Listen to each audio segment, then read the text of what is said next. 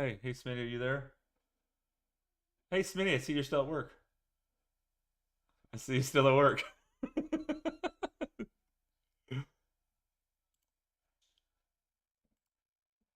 That's what he's in charge.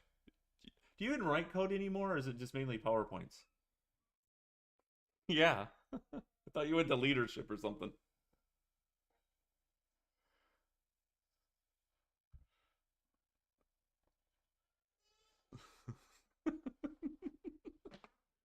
We'll start 10 minutes after. I kicked the stream off so everyone gets notifications, but um, it's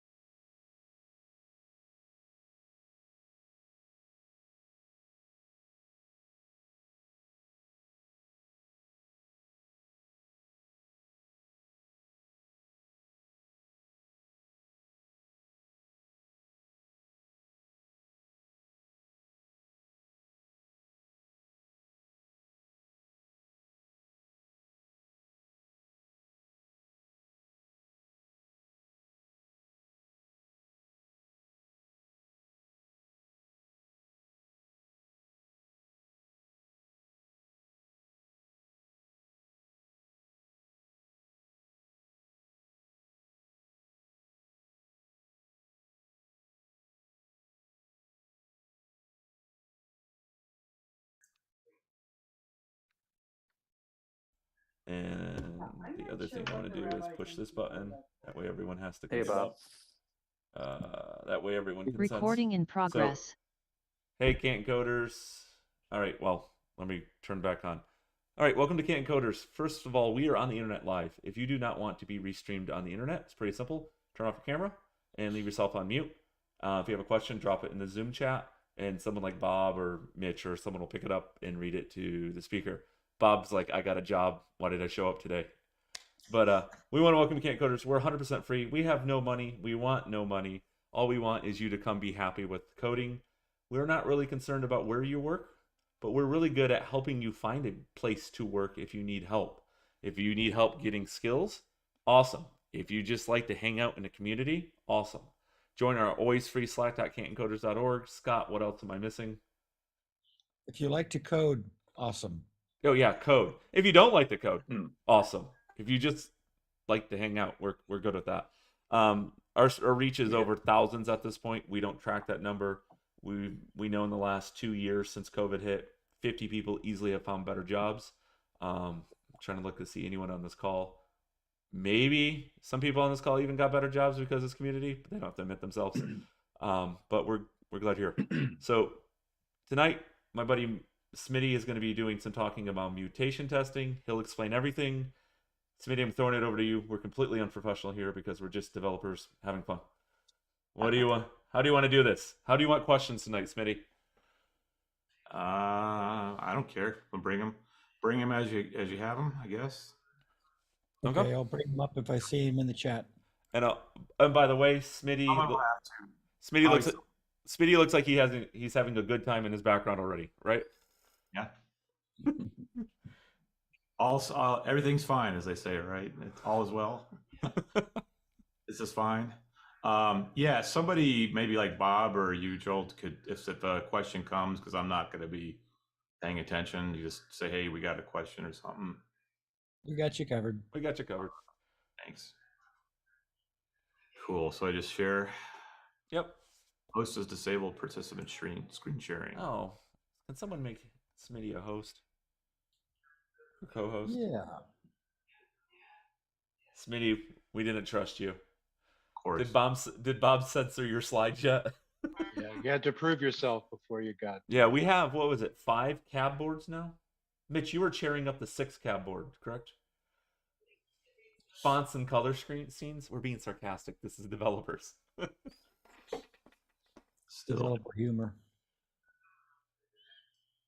And don't worry, we'll cut this all from the recording. If you're live on LinkedIn, well, we're live on LinkedIn. There's several people on LinkedIn. If you want to join our Slack, that's awesome. There's a Zoom link in, and you can join the session in live. After the session's over, we will always do a Q&A, and we shoot the breeze, and it's a lot of fun.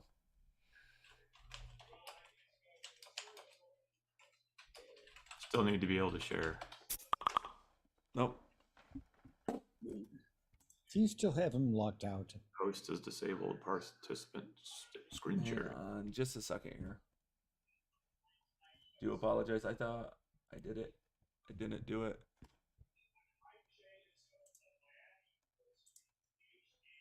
All right, Smitty. We're gonna double your speaking fee tonight. Okay. Okay. That's what was it, 400 million story points tonight, Scott? With inflation, is that enough? That's at least 2 or 3 sprints. I hear Twitter is going to start paying its story points. They are. We're hedging against story points with hours. Bob is he's doing that talk next week. Hedging your estimates with stories, hours, and hope.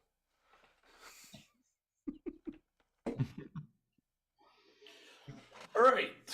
Cool. Can everybody see this? Sure, we can. Got it. All right. All right. My Mike Spisson. You call me Smitty. I've been doing this for quite a while. All the XP stuff. So, just kind of an overview of mutation testing, right? We know that automated testing has become pretty ubiquitous over the years, right? A lot of programming languages and frameworks must be testable as a prerequisite. Otherwise, they're probably not very useful, right, in modern software development. XP or extreme programming, right, has been basically moved testing to the next level. So we put the tests in front of the code, right? So I'm sure we've seen a lot of test-driven development stuff in Can't Coders. Is that a true story? Right? You probably beaten this horse to death, I imagine. It's been mentioned once or twice. Been mentioned once or twice, I imagine. Um, so software without tests are now considered legacy code. Doesn't matter if it was built last week or last decade. If it don't have tests in it, it's just known as legacy code. So the moral of the story is, a healthy, resilient test set of automated tests is really the key, in my opinion, to moving safely at market speed. So you can go fast, right, and you can go safe. Safe, and those two things are together. So one big question about testing that we've seen is, when you write tests, it's just code, just like the production code you're deploying to a customer-facing environment, right? And therefore, because you're writing test code, there's nothing magical about it. They're really prone to the same quality issues as production code. So I guess the one big question you want to ask yourself is, how do I assess the quality of the tests that I wrote, right? Do you write tests for your tests, right? And well, I guess maybe you could, but then you'd have to write tests for the test for the test and so on and so forth, right? You kind of get yourself into effectively a vortex you can never get yourself out of. So, so some of the things this is my, recommendation, right?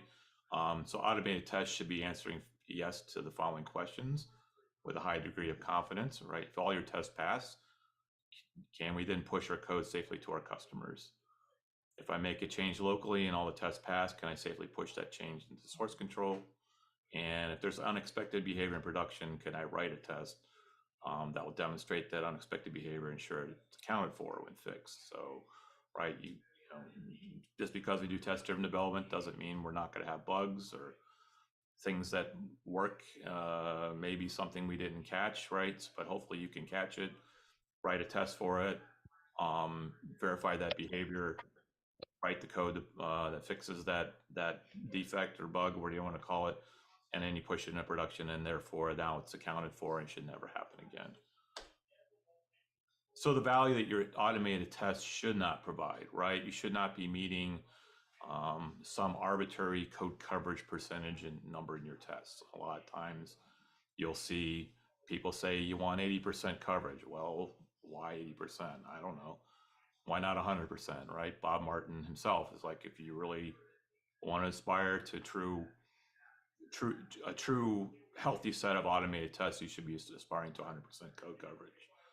Just like you wouldn't want your application to work 80% of the time, or you want it, right? That's not good. You should not be verifying the structure implementation of your code versus the expected behavior, right? So you see a lot of tests that I'm verifying my implementation, right, in the test, but I'm not really testing any behavior itself, right? It should not be a barrier to refactoring production code, be brittle, right? So you make an underlying implementation change in your code, and suddenly a bunch of tests break, right? So you might have some really hard coupling between the implementation of your code and your tests, and it should not exhibit any meaningless or random failures. So it should work kind of, it should be, what's the word I'm looking for when it's A solid test as opposed to a flaky test? yeah, it's not a flaky test. Yeah, exactly, Bob. That's right. It should be, it should be deterministic, I guess, right? Given the same set of inputs, it should provide the same sort of outputs, whether it passes or fails. And yeah, flaky test is one of those things that we call things that just randomly fail for no reason. So here's some code coverage basics. So this is kind of my pedestrian view of code coverage. If anybody's, with Jacoco or Carbutura, okay, just please forgive my ignorance here, but So line coverage is basically an indicator of whether a line of code was executed by a caller, some test code, right? And line coverage obviously goes from 0 to 100%. There are additional metrics too, like branch or conditional coverage, which indicates whether you hit, all past or all branches or paths of execution through your code, right? As well. So effectively, what happens is when the coverage algorithm starts working, it'll take your code and effectively instruments it with a bunch of binary switches on each non-commented line of code, effectively in an off state. So when a line in your system under test is executed, normally by a test, right? That switch gets flipped from an off state to an on state and is counted towards your coverage. So the number of lines that have an on state are basically divided by the total number of non-commented lines, which then yield your coverage number. So, so just using code coverage alone for quality is really, really, a really bad idea, right? So, code coverage doesn't really indicate whether those tests are asserting any behavior or not. Like I said, the code coverage 30,000 foot view, right? You're just basically saying, yeah, this line of code was executed by a test. Say, Mike, Yes, sir. the pattern I'm sure we've all seen is that also when any goal becomes a measure, Yep. people will turn themselves inside out and backwards in order to meet that goal, including making completely bullshit tests that do nothing, like no asserts. Absolutely. And that will be demonstrating that in a demo fairly soon. Yep. So yes, it does not indicate whether the tests are actually asserting any behavior or not. In fact, in test frameworks like JUnit, you can just run a test, no assertions, and guess what? Your coverage number still gets counted for. So assertions can be intentionally or unintentionally relaxed. So tests can even pass when behavior is broken. Meaning I can assert true, or I can assert something that is not even relevant to the system under test. Again, I'll show that in a demonstration. Reported code coverage can be mistakenly counted as a result of the system under test being a collaborator. So in other words, when you're testing your system that has one or more collaborators, that collaborator could also be counted as coverage, even though you're not really testing it directly. And so some of the bad things that happen from a kind of a team morale standpoint, right, is you get this very false sense of safety, right? You say, man, we did this test-driven stuff. We have 100% coverage. It looks great.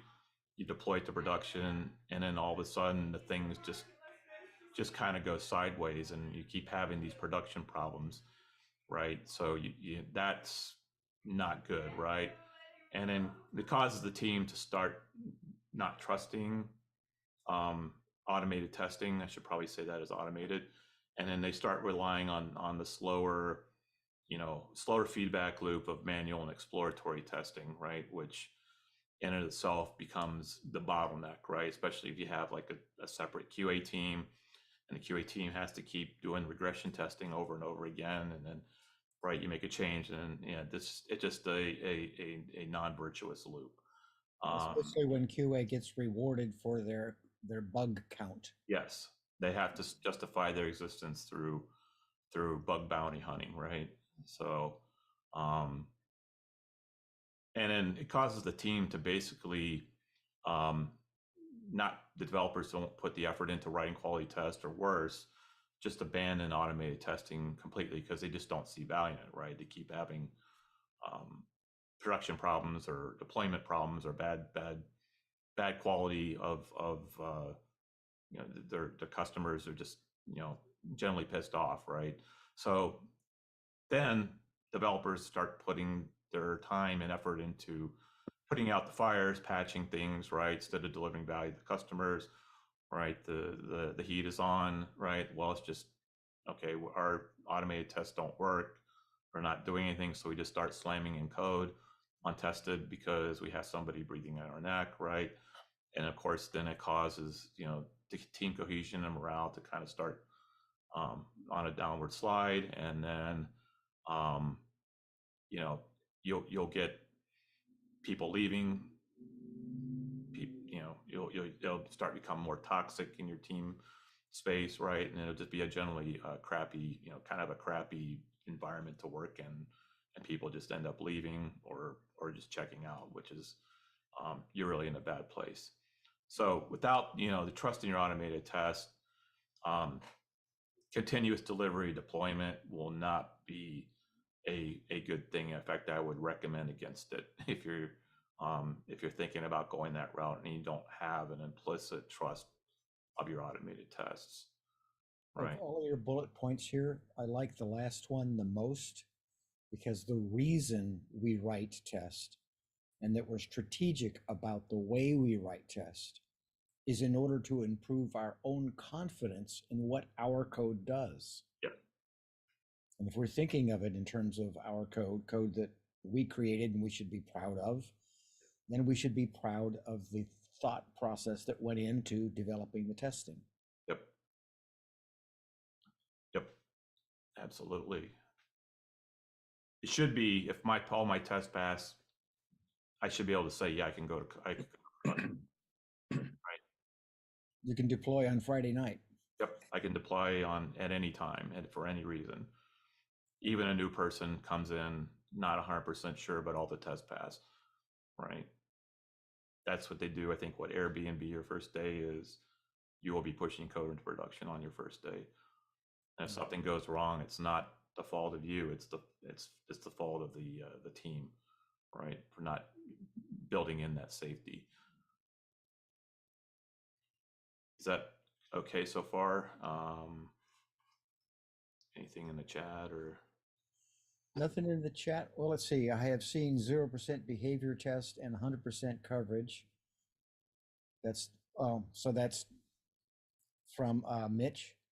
Yeah. Right. Does that talk As about the difference between behavioral test and implementation detail test? Yeah, I'll cite a specific example, which is Salesforce that has a deployment requirement of coverage.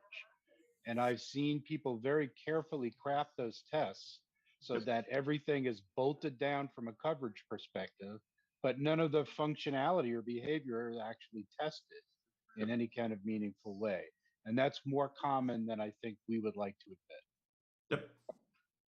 Yep. It's kind of a non-virtuous thing, right? Of I'm not sure how to do testing. There's nobody around, but you know the clock is ticking. I have to get this stuff into production. I have to get this coverage number. Therefore, I'll just write some tests that gives us the coverage number and effectively meaningless. In fact, in my opinion, it's probably worse to have BS tests that mask themselves as covering your code than it is to having none at all, because it just that false sense of safety. If I had zero coverage on something, I know it's probably not safe, but if I you know I have to go through every single, you know, not only do I have to go through every single line of a production code, I have to go through every line of test code as well, which makes things even, you know, more tumultuous, right? So yeah. So one other thing, Mike, that occurred to me, you made some comment about manual testing and how that typically can become the go-to because people know how to do it and they have a separate group that does QA stuff and like that, and they don't know how to do automation. Yes. But the virtue of a high percentage of fast automated test is that it actually creates space to allow for human testing in the way that humans are really good at sniffing out things that, I wonder why it did that. And then digging in on that. The stuff that you didn't know it was going to do. Because when you have automated tests, by definition, you're checking, as the Bach brothers out on the West Coast would say, that you get the expected result, which is what an assert is. When you have humans that are just sort of poking away at it and trying to find stuff that doesn't smell quite right, that's much more valuable because you can't have predicted that. Yep. That's right. Yep. Humans are not really good at doing just repeatable mundane tasks over and over again, right? Computers are. Yeah, machines are great at doing that. I would like to maybe today. I don't want to open a can of worms. One of the things that we've been talking about is using machine learning and AI as a way to kind of compromise between the human brain and the automated brain, and try to learn, machine learn from code to create tests that are intentionally compatible with the code. Something interesting to think about for the future. Right. Sure. All right. So here's the demo here. So I'm building a calculator, right? And this is just a really simple thing, right? But I'm just going to kind of highlight some of the problems, right, with the people that and these are tests that I've actually seen. I haven't copied and pasted other people's tests, but here's some of the behavior that I've seen. All right, so I got this: when adding two numbers, I get a result, right? So I got this result. Here's my calculator, right? I call calculator.add 1 and 0, and then I assert that result as 1. And what's the issue with this test? You see, You're testing that constant value. yes, Yep. yep, It'd be hard to break that test. yep. Looks like it's holding up. I'm going to get my code coverage bonus. You get your It'd be technically a test of storage or something like that. yeah. You get your wooden nickel right there. Yes, and I kid you not, I have seen this in some code before. I am not joking. Anybody else on the call seen this before? We also might want to make that final. You might as well, because it's going to be a constant. See, Mitch, the thing is you don't understand about Java is once you mark it final, it could change. And you need to test final. That's what my project manager told me. Oh, they would know. No, that helps a lot, I think, right? All right, so here's the second test, right? Calculator.add, and this returns basically an object of type. I'm not on my Mac. But it returns a result. There's a result class right here. And then we can call .integer value is 0. So I'm adding 0 and 0, and I get 0. Anything you guys see on this one that might be may or may not be? So is calculator supposed to be the code under test? Yes. Okay. Calculator is a class under test. Gee, that's a tough test. Yeah. It, Yeah, it's it a tough. basically proves that equality works. Yes.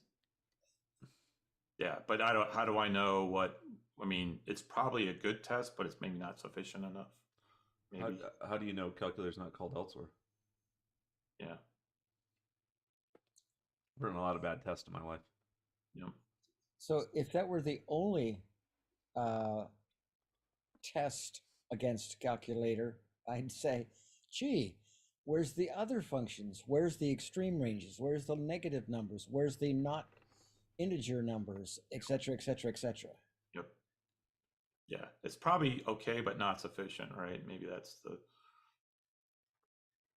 Well, it's also just a canonical case, right? It's not even a complex case.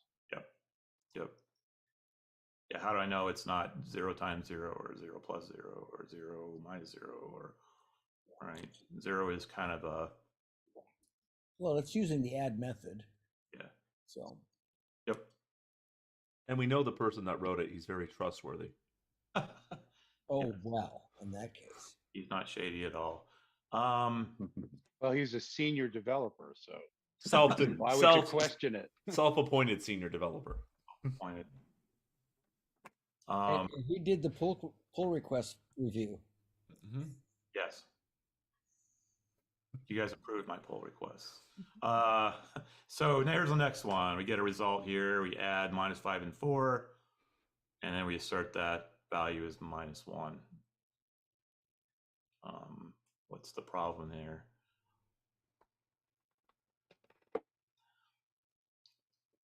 Five and four. It's similar to the first one.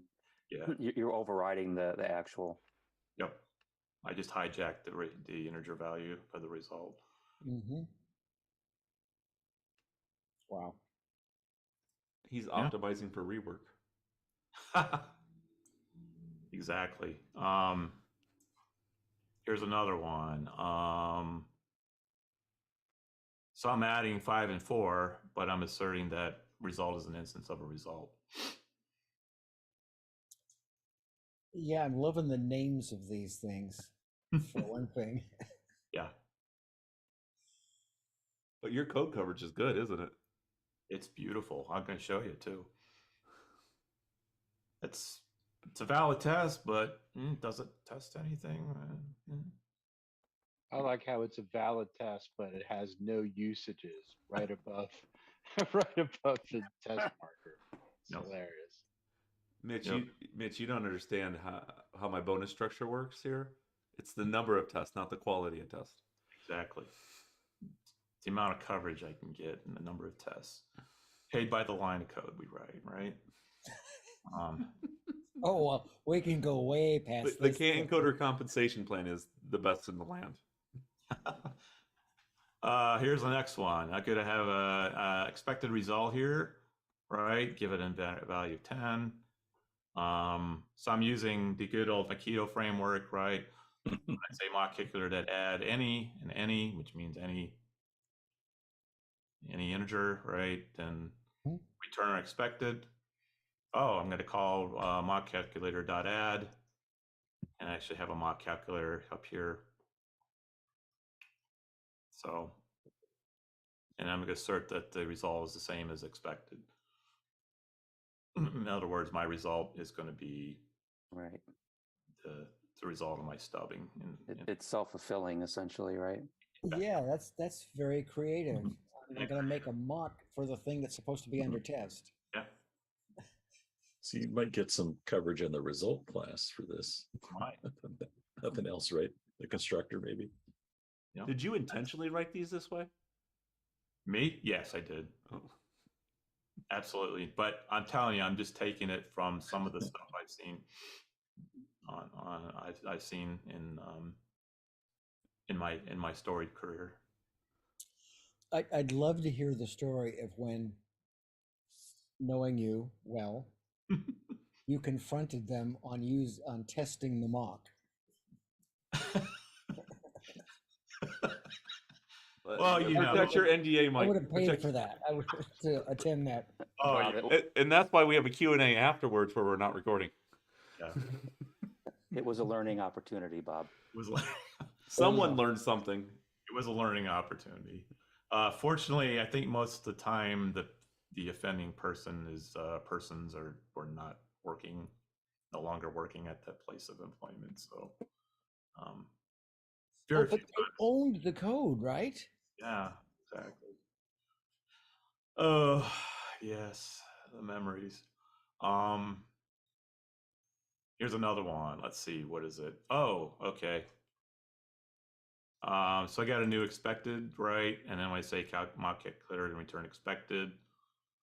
Oh, I set my calculator to the instance of mock calculator, right?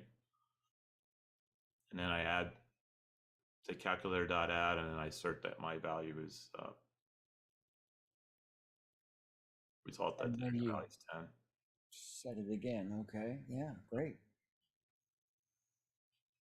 Works. It's green. It actually probably should be 320 to be more. That seems probably more. But yeah, with mocks you can pretty much do anything, right? Yeah. What answer would you like? What would you like? It's like a short order cook. You want a pizza? I'll make you a pizza. You know, I'll make you lasagna. I'll make you a hamburger or whatever you want. Yeah, I'd like a pizza salad. A soup sandwich. There you go. Here's another one. Here's an adding calculator. Add is called. So again, this is just horrible abuse of mocks, right? So whenever I get my expected, right, based on adding any numbers, calculator I set equal to the actual mock calculator, and then I call add, and then I verify that I've actually called add on the mock calculator. Still test pass, right?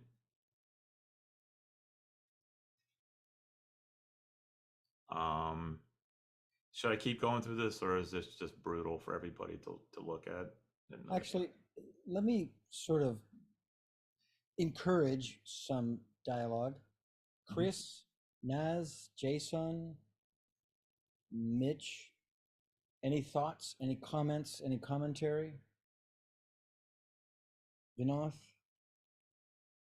I'm picking on the people who have been really quiet. Maybe they're shocked by the quality of this code, Bob. But that must be it. Well, I think we should all be comfortable with the kind of obvious lesson to be taken from this. And I think it plays into the whole anxiety that organizations have about quality and testing in the first place. And too many times I come into organizations where testing is the last stage of an alleged agile process. And it's basically offloaded onto some non-team entity frequently. And almost inevitably, that becomes the biggest bottleneck in the system. So I encourage test-driven development as the antidote to this kind of testing code. It's certainly one antidote, but I think the whole point of Mike's talk will be is that there's another antidote where you don't actually have to write in order to disinfect bad test. You don't have to write a line of code yourself. It'll be generated automatically. You Am mean I on the right track there, Mike? Mike has magic? yeah. So sorry, Zoom just crashed on me. Yeah, I think one of the things too is you may not come in. You may not be starting on a greenfield project where test-driven development is not, It was not the mechanism. Yeah. And so it's a real mess. You're coming into basically a legacy rescue before you start doing anything, right? And that's unfortunate. They have tests, but they have tests that don't really mean anything. And then they have some pretty, high tech debt to go with it. And it's obvious that looking at some of these tests and the code that goes with it, it was done test after, right? And effectively, the designs become awkward because test-driven development is more like, to me, test-driven design. It drives the design. I don't look at it as, I think I just look at test-driven development as test. You get design with testing for free. Yes. I'm not sorry to disturb you, people. I hope you're able to hear me properly. We right? can. Yes. I can hear you. Check. Thank you so much. I have not done Java testing, but I'm not a tester, but I have done in JavaScript and React. And there, like I usually do the three things: arrange, act, and assert. Right. That, like always it goes, but I don't know. This Java is new to me. I don't know Java much. It's mostly the same thing too, right? You've arranged here, right? Yeah, arrange, act, Acted, and and then you're asserting here. So yes. it's really the same thing. Yeah. It's just the framework and the syntax that goes with it.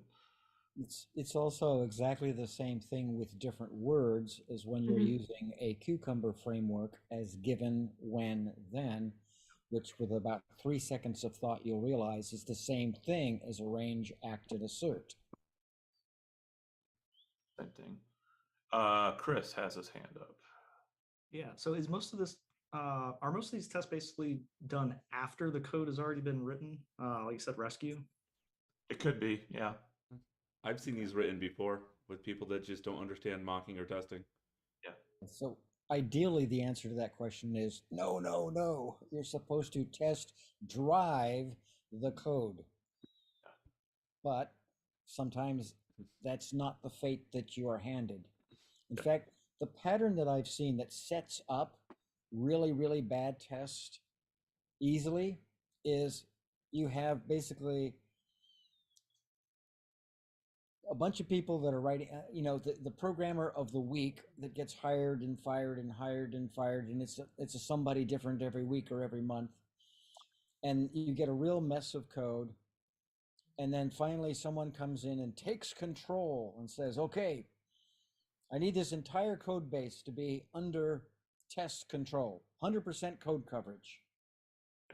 And guess what happens? You get a bunch of crap tests that absolutely coverage all the ground, as clear as mud. Yeah. And then finally, someone says, "But we're still getting bugs. How come if we've got test coverage?" And then someone like Mike comes along and cries big tears looking at this mess and says, "Let's use some mutation testing," and saves the day. Yeah. Great questions. And by the way, if you're new to your coding journey, which is totally welcome, check out our website. Scott teaches Saturday mornings. He does Tuesday nights with Nathan. Bob runs some stuff outside of Canton Coders, but we don't care if it's outside or inside. We code here all the time. We're glad you're here. If you're new and want to get better, you're at the right place. Everyone here, I know a lot of these people on the screens have like 20 years experience. They want to help new people. That's what they want to do. So back to the regularly scheduled Mike Smitty show. And here's Mike. And if you have any questions, Mike knows all the answers to software. Look behind him. He has experience. So same bandwidth. I don't know. I keep losing Zoom for some reason. It keeps crashing on me. Leave your camera off. That might help. I'm gonna do that. Can everybody see this though? Yeah. You are Gotcha. seeing your code, yes. How do you like that? I got 100% coverage after running all these tests. Woohoo! Okay. So given that, would you guys say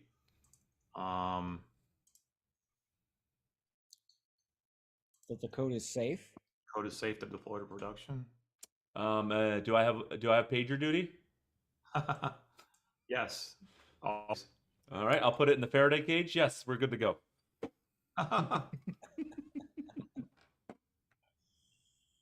That would be a marketable thing for developers. Is a mini, store your pager here or your phone here. It's a safety Faraday box. cage. The Canton Coder safety box for Oh. on-call developers. I think I got something. Oh, and the coup de grace here is calculator. Here, where's calculator? You guys didn't even see the source code for calculator. How you like that?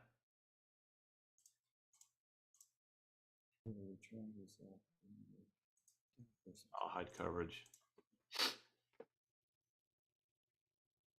Okay, it's covered. You should come to our Tuesday night coding sessions with Scott. I think you could benefit from them, Mike. Hey, 100% coverage. I like that. So you deploy this to production, and guess what happens? Yeah, You blame someone else for your microservice not working? absolutely. It must work. It's got 18 usages. Yep.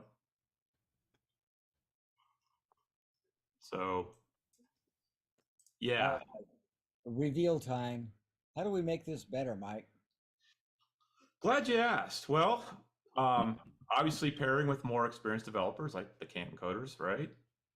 People have the more advanced domain engineering knowledge.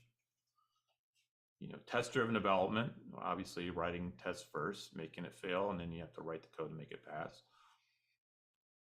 you also have to write good tests with good assertions, right? So you need to give the same love to your test code as your production code, right? That's another good way. Testing behavior, again, not asserting implementation. And I have to emphasize behavior, right? Manual mutation testing was something I did before there was an automated test framework. So what do I mean by automated mutation testing? It means, like in that code I showed you, what if I flipped the minus to a plus, or a plus to a minus, or to a times, or something like that, right? And if my tests still pass, wow, that's probably a problem, right? That I'm not testing behavior, because it should fail spectacularly if you change the implementation. And there's an even better way, right? It's called automated mutation testing, called PyTest. I was going to say your second to last bullet point. I got, what the hell is manual mutation testing? Yes. Yeah. So basically, you go into your code and you could just say, I'm going to take this if condition block and I'm just going to slap a true or a false in there. Mike, would you demonstrate that? I found that the most beneficial way to see this. Sure. And also to understand the value of PyTest. Yeah. So for this one, do you want to just change the minus to a plus? I munged this, but the fact is our tests are all garbage anyway, so I'm not sure we pass, anyway. Well, that's the point, is to demonstrate how crap they are. So you changed the minus, the first but second? Yeah, so actually the implementation was a minus, right? And the test still passed. So if I run all my tests, I imagine they're probably going to pass. I'm not sure. Yeah, they still pass.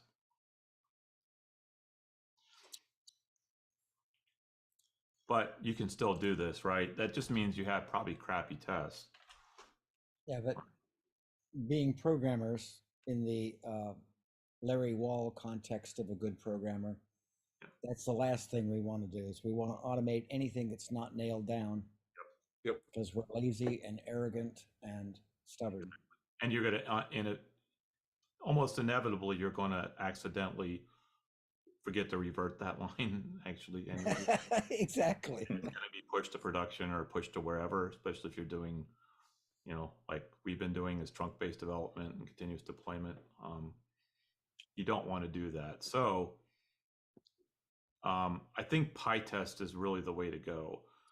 And what I'll do is I'll just go back to my slideshow and I'll come right back. PyTest is one of the frameworks out there, especially for JVM languages. So it is mutation testing, right? Effectively the system under test, the behaviors change before it goes testing. Tests are run as they would normally run against the system under test. And then when a mutation test it passes, it's actually the test fails. So it's kind of flipping the testing paradigm on its head, right? And it's really clever. I mean, it's brilliant actually, because it's so simple and so elegant, right? So really the test should be catching unexpected behaviors, which really is the purpose of testing, and preserve expected behavior or desired behavior. So the automated mutation testing framework, like PyTest, right? It's a big suite of mutations, right? And many mutation, while value added, can become tedious, error prone, right? That could make a mistake of actually checking something in that I hand mutated myself, which I never want to do that, right? But you can also have way too many mutation combinations to actually do, and you'll just lose track of it. Like I said, humans are really not the greatest at doing, mundane manual tasks over and again. So PyTest is one of the real solutions. And if you're using, Java with like Gradle, here's a sample thing you can do, right? This is a configuration. I think this is out of date, this PyTest version, but basically, you just add this plugin, right? And this exposes a task called PyTest, right? And then You can configure the task to do whatever you want. Even does incremental analysis. That means it'll keep track of all the mutations that it's run, so you don't have to keep running over again. We use this for optimizing our CI builds, right? Because we are doing PI testing in our pipeline, and we're actually pushing the mutation analyses up to SonarQube, and they will show up as violations, which are nice. So you don't cover the stuff up, right? Shine a light on it.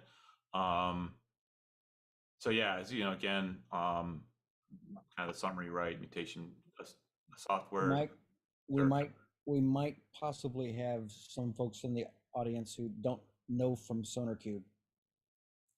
Oh, they don't know SonarQube? Well, it isn't a guarantee, so it's probably bears explanation of what does SonarQube do. Yeah, Okay. I saw that question, Bob. What does SonarQube do, Mike? Ah, okay. Someone actually asked that. Okay, yeah, SonarQube is it's actually effectively a repository for keeping track of kind of like your software quality metrics, right? SonarQube will, so there's a centralized kind of like SonarQube server.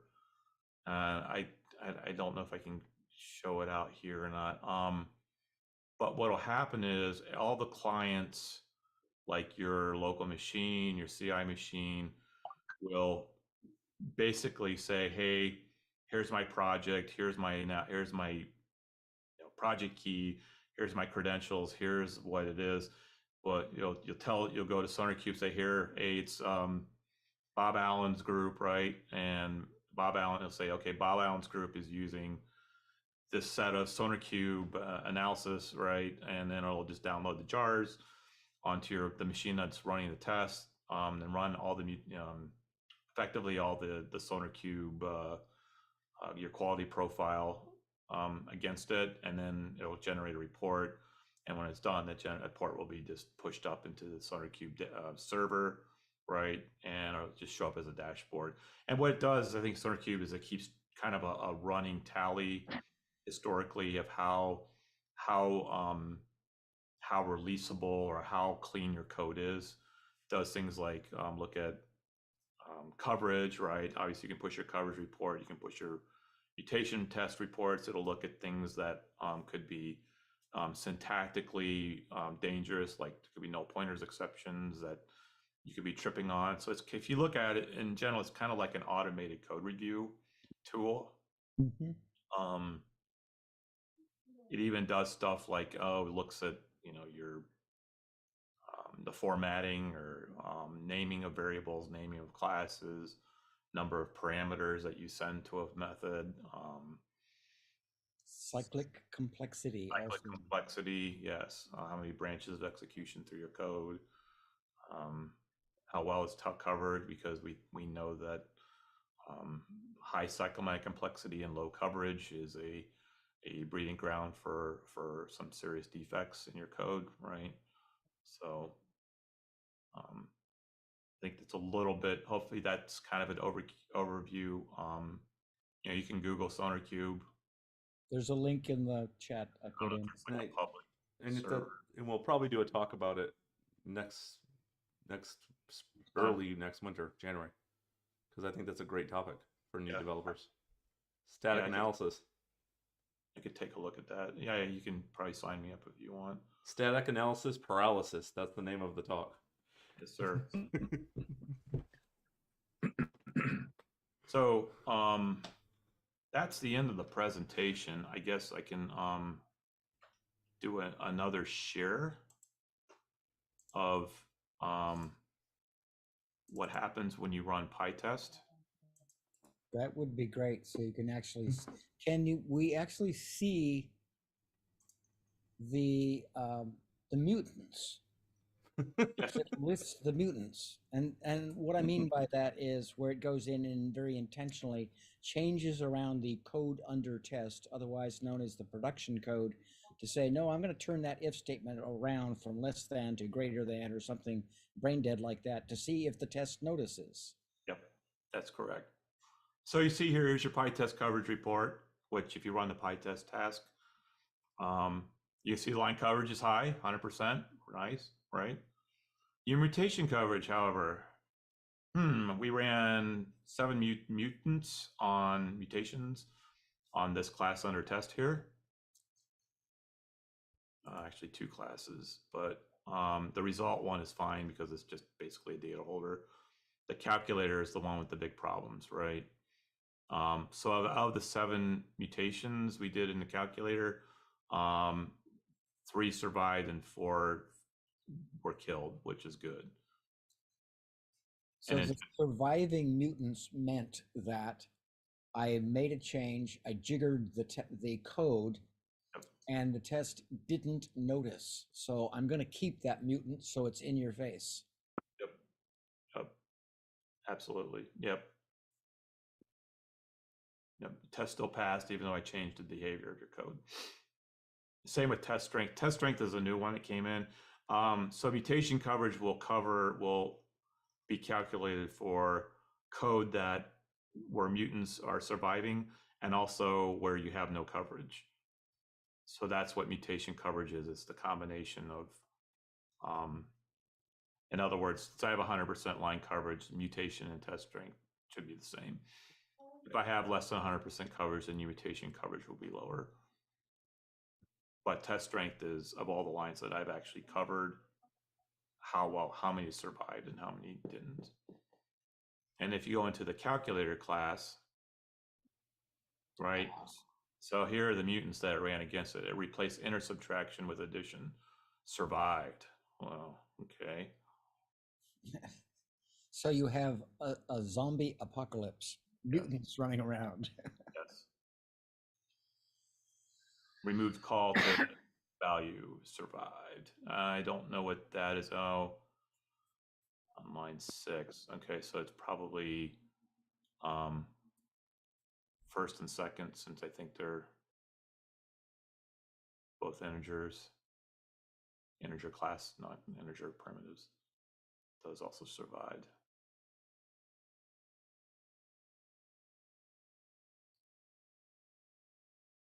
So, I think this is a simple example, but it's also pretty powerful because you have thousands and thousands of tests or hundreds of tests, right? You're not going to pour over every single line of test code to see if they're good or not. You're going to lose your mind, I think, if you do that. The good news is it's completely automated and it'll help you focus where your problems actually are. Yep.